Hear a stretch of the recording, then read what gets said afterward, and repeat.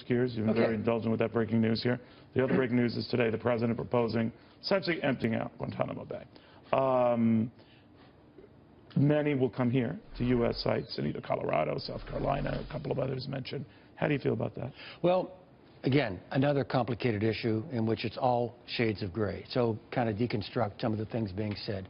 I understand why the president wants to bring them here. He's made a political promise. I get that. And he's going to Cuba. Well, we'll see if Congress allows him to keep it. There are actually some constitutional issues involved here. But can he go do this by executive order and the courts can challenge him and even strike him down later, but those guys are out? Actually, I would really strongly prefer to do this without a constitutional crisis. I would rather do this by consensus. So, it doesn't happen. So let's parse out what we've got here. The president has made the argument that we need to do this because it's a recruiting magnet for ISIS. Frankly, Neil, I don't think that's true. In fact, I don't think it was ever very true, and it's certainly not true now. I mean, I'm being a little cartoonish about it here.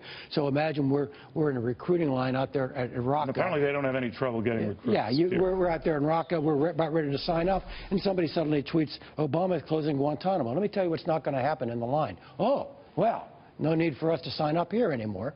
Those guys are still going to join. So I think we're overblowing the recruiting magnet. 30 will be shipped overseas somewhere, right? Right. 60 potentially scattered, I don't know where else. Somewhere in the United States, apparently. I am not. Those communities are going to be pretty nervous. I understand that, all right? And they have a right to be. That said, that's not my core concern, and I don't mean to be cavalier about this. We know how to keep people in prison here, Neil. We actually do pretty well with that, all right?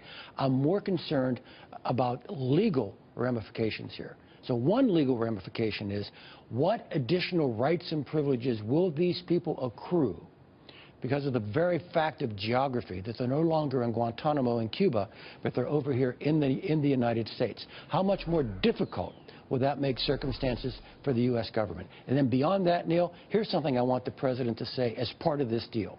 You know, the president says we're at war with al-Qaeda. He believes we're at war with al-Qaeda. Otherwise, he wouldn't be out there killing people the way he has authorized killings, which I strongly support. One of the elements of making war is to actually capture people and hold them, not for the criminal justice system, but hold them under the laws of armed conflict. We have a right to do that. We haven't done that in over 7 years. As part of this arrangement, I want our government to fully and publicly embrace we reserve the right to grab enemy combatants and hold them, whether or not we ever intend under rights or any of that stuff. Whether or not we ever intend to put them into a court. Okay. Speaking of terror, you've been asked over the years, and you talk about in your book about how much this president has been dealing with terror and how much his predecessors have dealt with terror, particularly President Bush.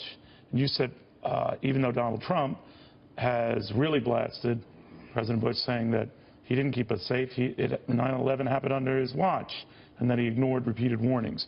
You had said that there was no actionable intelligence pre-9/11. Yeah. What does that mean? It means that on the 6th of August, we went in there with a briefing, well, we, the intelligence community. I'm up at Fort Meade just doing my NSA sort of thing, so I'm not privy to the conversation.